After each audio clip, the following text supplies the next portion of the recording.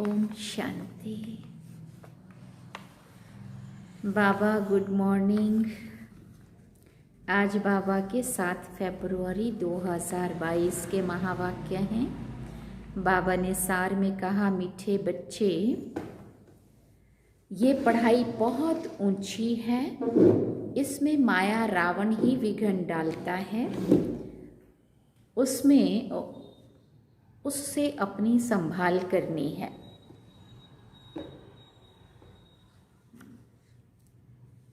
बाबा ने प्रश्न पूछा, तुम्हारी सर्विस वृद्धि को कब प्राप्त होगी? तो बाबा ने उत्तर में कहा, जब तुम सर्विस करने वाले बच्चे पक्के नष्टों मोहा योग युक्त बनेंगे, तब तुम्हारी सर्विस वृद्धि को पाएगी। तुम सबका उद्धार करने के निमित्त बन जाएंगे। दूसरी बात, जब पूरा निश्चय बुद्धि बनेंगे, बाप के हर डायरेक्शन को अमल में लाएंगे, तब सर्विस में सफलता मिलेगी। गीत हम सब ने सुना। मैं एक नन्हा सा बच्चा हूँ। ओम शांति। बाबा आकर छोटे छोटे बच्चों को ही समझाते हैं। कोई छोटे हैं, कोई मीडियम है, कोई बड़े हैं। बड़े उनको कहा जाता जो ज्ञान को अच्छी रीति समझ और समझा सकते हैं। देखो बाबा की परिभाषा में छोटे, बड़े और बड़े, मीडियम। तो बाबा बड़े किसको समझते हैं? जो अच्छी रीति से इस ज्ञान को समझते हैं और दूसरों को समझाते हैं। जो नहीं समझा सकते उनको छोटे बच्चे कहा जाता है। छोटा बच्चा तो फिर भी पद भी छोटा। हाँ, अगर बच्चा छोटा रहेगा, नहीं समझेगा अच्छे से खुद और नहीं किसी को समझाएगा, तो बाबा कहते फिर उसका पद भी छोटा रह जाएगा। ये तो समझने की बात है ना। मनुष्य पानी में स्नान करते हैं, कुंभ मेला मनाते हैं। अभी कुंभ माना संगम। संगम का मेला तो है ही एक बड़े से बड़ा, जिसको ज्ञान सागर और ज्ञान नदी का मेला कहते हैं। पानी की नदियाँ तो बहुत हैं, वो भी सागर, सब सागर में ही पड़ती हैं, परंतु उनका इतना मेला नहीं होता है। ब्रह्मपुत्र नदी है बड़ी, जो कलकत्ते तरफ सागर में जाकर मिलती है। ऐसे तो वो सरस्वती, गंगा आदि बहुत नदियाँ हैं जो सागर में जाती हैं। नदियों से फिर तालाब आदि बनते हैं। तो बच्चे जानते हैं ज्ञान सागर एक शिव बाबा ही है। ये ब्रह्मा भी ज्ञान नदी ठहरी। इनका और ज्ञान सागर का मेला है। वास्तव में इनको ही सच्चा कुंभ कहा जाता है। सबसे बड़ा मेला है यहाँ ज्ञान सागर के पास आना। बाबा से मिलने जाते हैं ना अपन मधुबन में, तो बाबा कहते हैं सबसे बड़ा कुंभ का मेला यही है, जहाँ पे शिव बाबा से हम सब बच्चे जाके मिलते। ये तो ब्रह्मपुत्र बड़े से बड़ी नदी है, पहले पहले ये निकली है। इनका है संगम।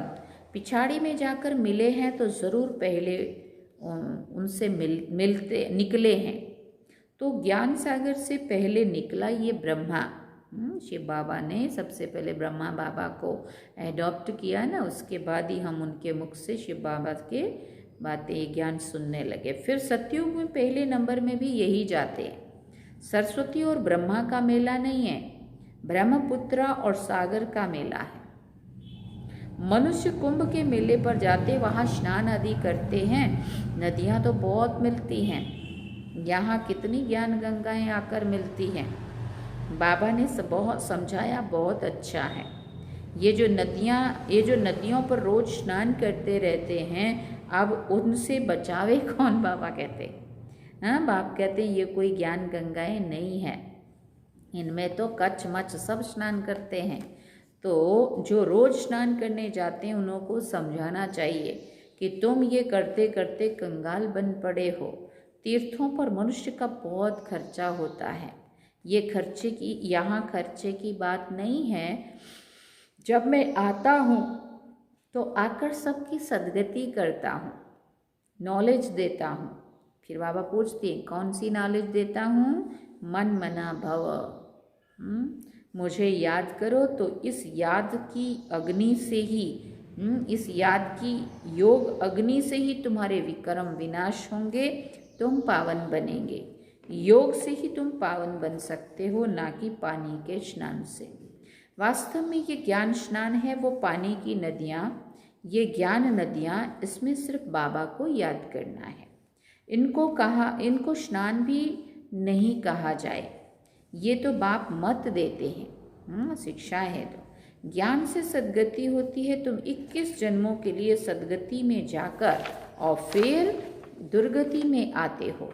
सतो प्रधान से सतो रजो तमो में आना जरूर है। खेल है ना सतो रजो तमो का भी। तो बाबा कहते सतयुग त्रेता द्वापर कलयुग का चक्कर तो पूरा करना है ना। ये सब बातें तुम बच्चे ही समझते हो और यहाँ बच्चे ही आते हैं रिफ्रेश होने के लिए, और नया तो कोई आ ना सके। नयों को अलाउ नहीं होता है ना। बाप कहते हैं मैं बच्चों के आगे ही आता हूँ, ये तो गुप्त माँ हो गई। तुम बच्चे कोई से प्रदर्शनी मेले का उद्घाटन कराते हो तो उनको कुछ समझाकर फिर कराना चाहिए। ऐसा ना हो कि कुछ उल्टा सुल्टा बोल दे। ये तो लाचारी कराना पड़ता है उठाने के लिए। कुछ समझें तो कह सकें कि ये संस्था बहुत अच्छी है, मनुष्य से देवता बनाने वाली है, परंतु इतना कोई समझाते नहीं है, ना किसी की बुद्धि में बैठता है। जिन जिन से उद्घाटन कराया है उन्होंने कोई बात समझी नहीं है। कोई को भी निश्चय नहीं हुआ। इतने जो आए उन्होंने भी किसी को सेमी निश्चय कहेंगे, जो फिर आकर कुछ न कुछ समझने की कोशिश करते हैं। हजारों समझने के लिए आते हैं, उसमें से 5-7 निकलते हैं, तब कहा जाता है कोटों में कोई। जब कोई प्रदर्शनी मेला आदि करते हैं तो 5-6 निकल आते हैं। हमने बहुत बड़ा मेला किया था यहाँ से 2016 में, नवंबर में। तो उसमें से 5-7 ही निकले थे। हज़ारों देखने आए थे, लेकिन 5-7 निकले, वो भी लोकल कोई मेरे ख्याल से नहीं था। वो भी बाहर के ही थे, दूर दूर के थे, वो ट्रांसफ़र होके चले गए। बाबा कहते हज़ारों आते हैं मेले में और 5-7 कोई बड़ी मुश्किल से निकलते हैं। नहीं तो जब कोई प्रदर्शनी मेला आदि करते हैं तो 5-6 निकलते हैं, नहीं तो मुश्किल कभी कोई आता है। अक्सर करके पुराने ही आते रहते हैं। उसमें से भी कोई को आधा निश्चय, कोई को चौथा निश्चय, कोई को 10% निश्चय। वास्तव में स्कूल में पूरे निश्चय बिगड़ तो कोई बैठ नहीं सकता है ना। निश्चय नहीं होगा तो पढ़ने भी नहीं बैठेगा ना। निश्चय हो तो समझें बैरिस्टर बनना है तो इम्तहान ज़रूर पास करना है।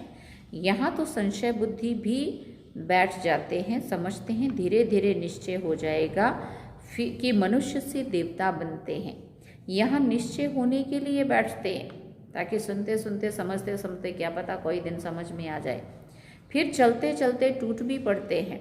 4-5 वर्ष पढ़ते पढ़ते फिर संशय आ जाता है तो निकल जाते हैं। ये पढ़ाई है बहुत ऊंची, इसमें माया रावण के विघ्न पड़ते। माया समझने नहीं देती है। माया बच्चों की पढ़ाई में विघ्न भी डालती है। ये स्कूल बड़ा वंडरफुल है। दिलवाड़ा मंदिर भी कितना अच्छा यादगार बना हुआ है। वो है जड़ मंदिर जो स्वर्ग स्थापन अर्थ होकर गए हैं। जगत अम्बा, जगत पिता और उनके बच्चे, उन्हों के ही जड़ यादगार बनते हैं। जैसे शिवाजी आदि सब चैतन्य में थे, अब उन्हों का यादगार है। जो होकर के गए हैं बाबा कहते हैं उनका यादगार है। अब जगत अम्बा और जगत पिता चैतन्य में आए हैं।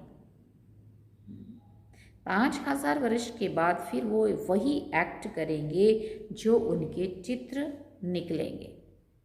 पहले तो ज़रूर चित्र नहीं होंगे, ये सब चित्र आदि खत्म हो जाएंगे, फिर पहले पहले चित्र बनने शुरू होंगे। यादगार भी तो पहले पहले शिव बाबा का ही बनेगा ना। फिर उनके बाद त्रिमूर्ति ब्रह्मा विष्णु शंकर के, फिर जो तुम अभी सेवा कर रहे हो उनके भी निकलेंगे। ये बाबा ने तब कहा था साकार बाबा की मुरली, और अब आज वो सारे देखो अलग अलग चित्र कैसे बने हुए हैं। सब पतित पावन को याद करते परंतु समझते नहीं है कि हम पतित हैं। वास्तव में सच्चा सच्चा ज्ञान ये है जिससे सद्गति मिलती है। ज्ञान तो गुरु द्वारा मिलता है, पानी की नदियाँ कोई गुरु थोड़ी हैं, ये सब अंधश्रद्धा है। एक्यूपेशन समझने के बिगर कुछ भी समझ नहीं सकेंगे। ऐसे नहीं कि दर्शन करूँ, ये सब फालतू है। दर्शन की कोई बात नहीं है, बात तो समझने की है। बाबा कहते हैं दर्शन करने की बात नहीं, ये कोई नए से मिलना ये तो कोई नए से मिलना पड़ता है, क्योंकि बड़े ते बड़े का आवाज़ निकलता है। परंतु देखा गया है बड़े लोग आवाज़ नहीं कर सकते हैं, गरीब कर सकते हैं। हाँ, कोई ज्ञान धन में भी साहूकार हो जाए तो आवाज़ कर सकते हैं। ये पानी की नदियों में तो स्नान करते ही आए हैं। इस गंगा स्नान आदि से सद्गति नहीं मिल सकती है। पतित पावन सद्गति दाता तो एक ही बाप है, वही आकर सर्व की सद्गति करते हैं। बाप कहते हैं सद्गति तो 1 सेकंड में मिल सकती है। श्रीमत कहती है मुझे याद करो तो अंतमति सुगति हो जाएगी। इसको योग अग्नि कहा जाता है, जिससे विक्रम विनाश होंगे। इसलिए बाप कहते हैं मुझे याद करो तो एवर हेल्दी बनेंगे। मैं हूँ ही स्वर्ग स्थापन करने वाला। इस चक्र को याद करने से तुम चक्रवर्ती राजा बनेंगे। बाप और वर्षे को याद करो। अभी हमको वापस जाना है बाबा के पास। कल्प बाप एक ही बार आकर के सद्गति करते हैं। वो सर्व के सद्गति दाता हैं। बाबा ने पूछा तुम किसकी सद्गति नहीं, बाबा कहते तुम किसी की सद्गति नहीं कर सकते हो। तो शिव बाबा से ये सच्ची सच्ची ज्ञान गंगाएं निकली हैं। शिव काशी विश्वनाथ गंगा, वो फिर पानी की गंगा समझ लेते हैं। उनको समझाना चाहिए तुम योग युक्त होंगे तो सर्विस भी कर सकेंगे। नष्टो मोहा, अच्छी योगिन जो होगी वो पूरी सर्विस कर सकेगी। पिछाड़ी में तुम्हारी बहुत सर्विस होगी। साधुओं आदि का भी तुम्हें उद्धार करना है, उन्हों को समझाना है सद्गति दाता एक ही है। वही कहते हैं अब तुम मेरे को याद करो तो मेरे पास चले आएंगे। मुक्ति तो 1 सेकंड में मिल सकती है। मुक्ति के बाद जीवन मुक्ति तो है ही। ये बड़ी समझने की बातें हैं। ऐसे नहीं कि सबको एक जैसी धारणा हो सकती है। नंबरवार पुरुषार्थ अनुसार धारणा होती है। पॉइंट्स बहुत अच्छी हैं।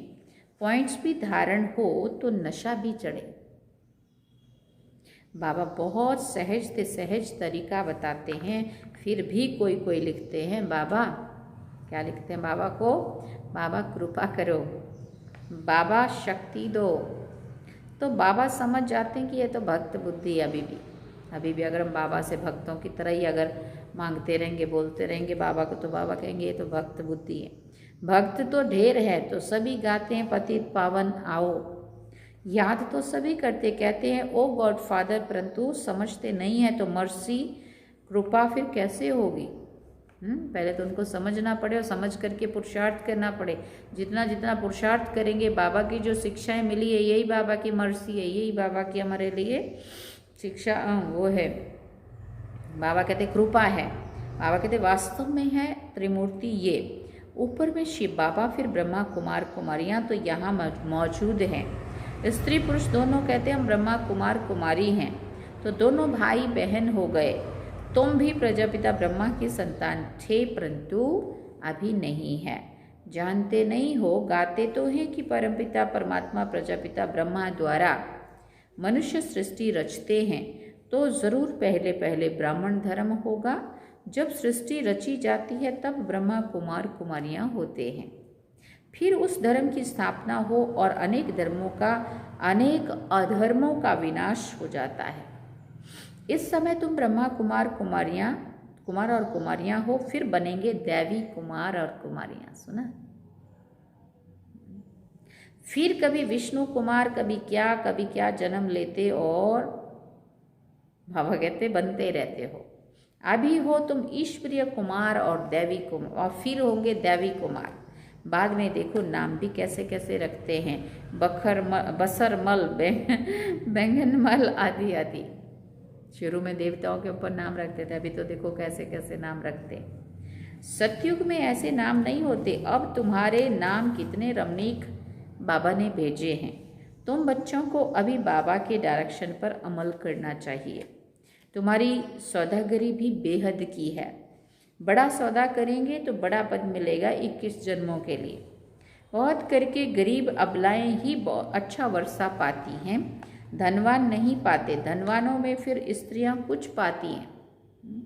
पुरुषों का तो पैसे में ही ममत्व रहता है, मेरा मेरा करते रहते हैं। लौकिक बाप के वारिस तो बच्चे ही बनते हैं ना। यहाँ तो बाप कहते हैं मेल चाहे फीमेल दोनों ही वर्षा पा सकते हैं। देखा जाता है माताएं जास्ती वर्षा पाती हैं, इसलिए शक्ति नाम गाया हुआ है।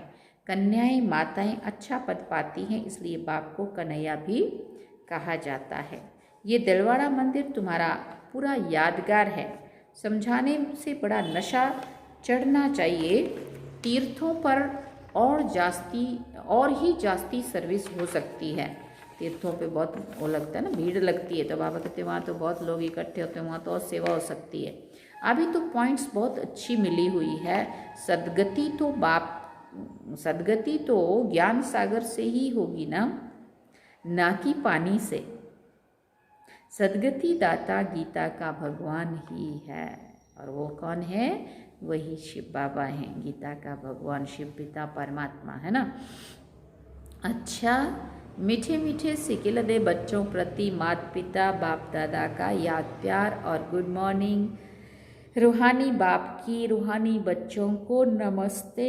हम रूहानी बच्चों की रूहानी माता पिता बाप दादा को दिल व जान सिकवा प्रेम से याद प्यार गुड मॉर्निंग नमस्ते। थैंक यू बाबा, शुक्रिया बाबा। धारणा के लिए मुख्य सार है बाबा ने। धारणा के लिए मुख्य सार में बाबा ने कहा, पहला पॉइंट, ज्ञान धन में साहूकार बन बाप का नाम बाला करने की सेवा करनी है। पूरा निश्चय बुद्धि बनना है, किसी भी बात में संशय नहीं लाना है। दूसरी बात, बाप से पूरा वर्षा लेने के लिए मेरे में जो ममत्व है उसे छोड़ देना है। लौकिक वर्षे का नशा नहीं रखना है, भले क्या भी है और कितना भी है। वरदान में बाबा ने कहा, दुआओं के रॉकेट द्वारा तीव्र गति से उड़ने वाले विघ्न प्रूफ भव। दुआओं के रॉकेट द्वारा तीव्र गति से उड़ने वाले विघ्न प्रूफ भव। बाबा ने कहा, माता पिता और सर्व के संबंध में आते हुए दुआओं के खजाने से स्वयं को संपन्न करो, तो कभी भी पुरुषार्थ में मेहनत नहीं करनी पड़ेगी। बोलते हैं ना, दुनिया में भी जो माँ बाप का रिगार्ड रखते हैं, रिस्पेक्ट देते हैं, उनकी सेवा करते हैं, तो माँ बाप का जो आशीर्वाद मिलता है, दुआएं मिलती है, उससे वो बहुत आगे बढ़ते हैं। हाँ, बहुत कुछ अच्छा होता है उनका। तो यहाँ पे भी बाबा कहते, माता और पिता के और सर्व के संबंध में आते हुए दुआओं के खजाने से स्वयं को संपन्न करो, तो कभी भी पुरुषार्थ में मेहनत नहीं करनी पड़ेगी। जैसे साइंस में सबसे तीव्र गति की रॉकेट होती है, ऐसे संगम युग पर सबसे तीव्र गति से आगे उड़ने का यंत्र अथवा उससे भी श्रेष्ठ रॉकेट सबकी दुआएं हैं। दुआओं से हम बहुत आगे बढ़ते हैं, जिसे कोई भी विघ्न जरा भी स्पर्श नहीं कर सकता। इससे विघ्न प्रूफ बन जाएंगे, युद्ध नहीं करनी पड़ेगी। स्लोगन में बाबा ने कहा, परोपकार की भावना से संपन्न बनना ही श्रेष्ठता का आधार है। परोपकार की भावना से संपन्न बनना ही श्रेष्ठता का आधार है। अगर हम चाहते हैं, कहते हैं कि श्रेष्ठ बनना चाहिए, श्रेष्ठ कैसे बनेंगे? परोपकार की भावना अंदर से होगी सबके लिए, तब बाबा कहते तुम श्रेष्ठ बनेंगे। तब का आधार है परोपकार की भावना। शुभ भावना हम कहते हैं, दूसरों के कल्याण की भावना। ओम शांति। सार में बाबा ने कहा, मीठे बच्चे, ये पढ़ाई बहुत ऊंची है, इसमें माया रावण ही विघ्न डालता है, उससे अपनी क्या करो, संभाल करो। और गीत सुना मैं एक नन्हा सा बच्चा हूँ। अब हम बाबा को याद करते हैं, अगर एक अच्छा गीत सुनते हैं तो भी।